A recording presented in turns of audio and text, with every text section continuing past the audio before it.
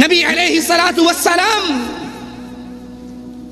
اپنی بیویوں کو، اپنی بچیوں کو، مومنوں کی بچیوں کو حکم دیتے ہیں اپنے جسموں پر اوڑھنیاں ڈال لو، اپنے چہروں کو چھپا لو، گھر سے نکلو تو پردہ کر کے نکلو۔ آپ کی بیگم کہتی ہے یہ پردہ پرانے دور کی باتیں ہیں، اب تو اسلام کا ماڈل، جدید ماڈل آ چکا ہے، 2006 اسلام چل رہا ہے۔ اس ماڈل کے اندر پرانے تقیانوس خیالوں میں تو پردہ تھا، اب نہیں۔ نبی کہتے ہیں اپنی بیوی کو پردہ کرا، بیگم کہتی ہے میں نے نہیں کرنا۔ ذرا تول کے تو دیکھو اپنی محبت کو، آپ کی بیوی نبی سے ہارتی ہے یا جیتتی ہے؟ اقرا کتابک، اپنی ڈائری خود پڑھیے، اپنے دل سے خود سوال کیجیے۔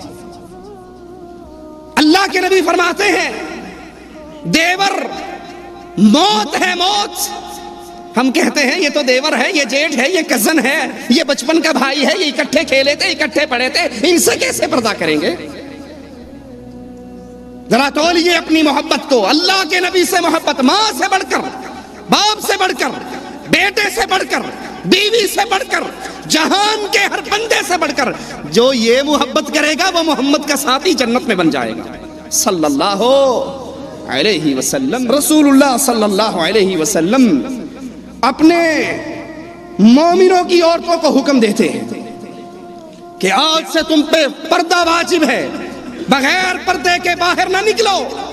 یہ محبت ہے، یہ محبت کا تقاضا ہے۔ ساری رات مسلمانوں کی عورتیں گھروں میں چراغ جلا کر رات کو برقع سیتے ہوئے گزارتی ہیں۔ صبح کی نماز میں کوئی مسلمان عورت بے پردہ نہیں آتی۔ یہ اتباع ہے۔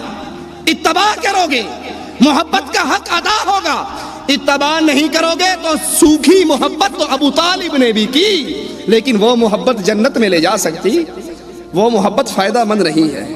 رسول اللہ صلی اللہ علیہ وسلم، اللہ اکبر، مسجد سے نکلتے ہیں، غور کرنا میرے پیارے نبی کی حدیثوں پر، کیا دیکھتے ہیں؟ صحابہ اور صحابیات، ابو بکر، عمر، عثمان، علی، طلحہ، زبیر، جلیل القدر صحابہ، اور عورتوں میں عائشہ، حفصہ، میمونہ، فاطمہ، ماریہ۔